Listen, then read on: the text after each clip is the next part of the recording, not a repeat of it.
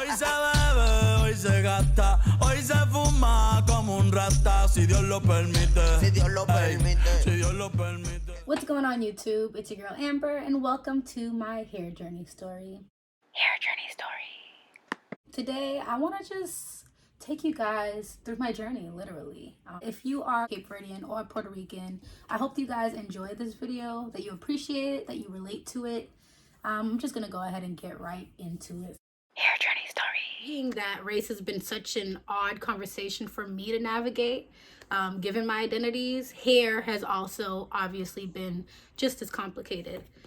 So I am Cape Verdean and Puerto Rican. Cape Verde is a country or an archipelago of islands located off the west coast of Africa. Puerto Rico, everybody knows Puerto Rico. We are a U.S. territory in the Caribbean, and we mainly speak Spanish in Puerto Rico, and in Cape Verde they speak Portuguese Creole. Both colonized, obviously Portugal colonized Cape Verde, and Spain colonized Puerto Rico. And because of that, I am this combination of African, European, and slight indigenous descent. I did do the ancestry DNA, and I have a really small percentage of native, but a mix of African and European, Italy, Portugal, Congo, Mali. Not that much Ghana, surprisingly, because my husband's from there, and he was like, "Oh, you ain't from Ghana." My mother did the best that she could, even though her hair texture was smoother, finer than mine. I did detangle my hair. My mother detangled my hair. She put grease in my hair. She parted it, usually into 4 or 6 parts, greased my scalp, combed out the naps, you know, braided my hair a lot, did protective styling. I mean, it wasn't until middle school that I demanded that my mother let me do my own hair. This is probably where everything went wrong, because I started doing my own hair, and you know, you're getting dressed early in the morning to go to middle school, high school, and I was just like slapping mad gel in my hair, wearing ponytails. I'll try to insert some pictures so you guys can see my classic hairstyle from middle school and high school, with the bang plastered to my forehead.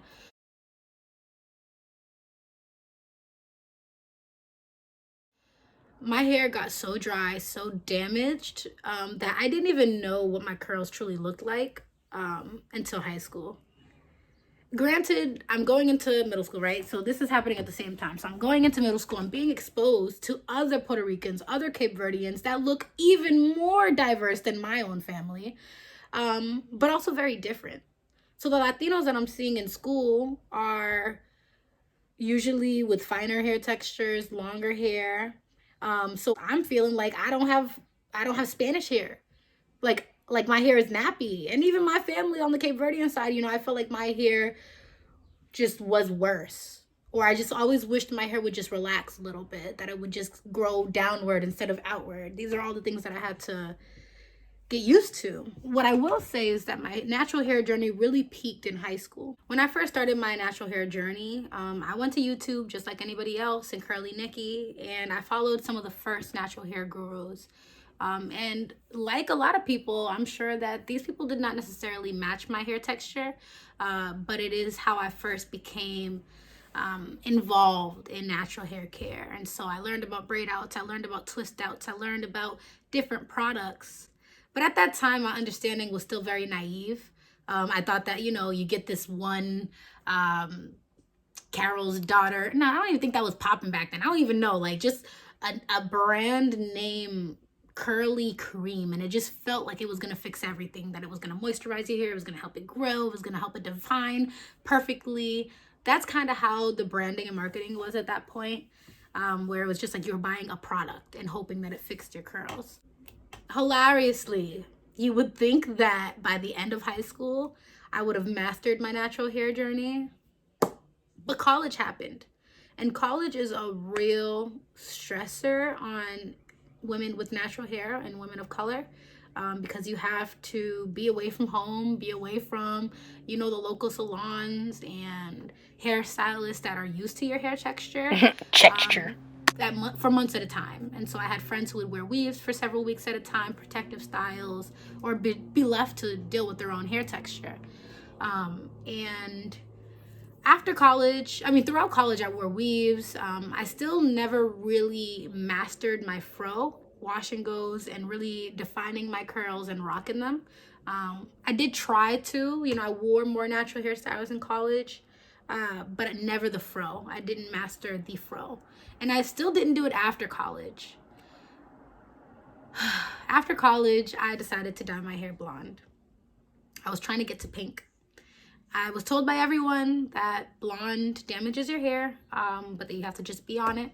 And of course I wasn't. So I never got to pink. My hair was so damaged after like not even a year of having that blonde in. And everything that you see on my head today has been grown since then. That was about like 2017, 2018.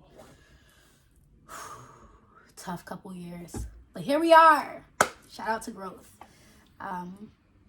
It really took that experience. It took me damaging my hair to really appreciate it, because then I got to see my hair grow out. And I got to see my virgin hair for like the first time ever. I've always dyed my hair. Always, which is a really big important part that I've completely left out of this whole story, is that I always had a hair color, a different hair color every year. Red, brown, black, and blonde, and just kept on repeating those. But anyway, I just always dyed my hair. So this is all virgin hair. There's like some blonde on the bottoms. I don't know if y'all can see it, but this is all virgin hair.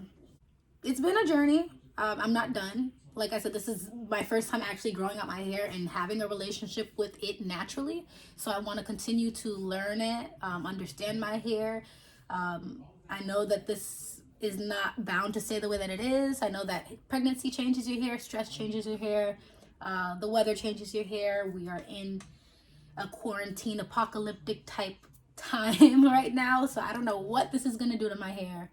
But to any Criollas and Boricuas out there that have had similar journeys, show me some love. Share this video. That's all. Hope you guys enjoyed it.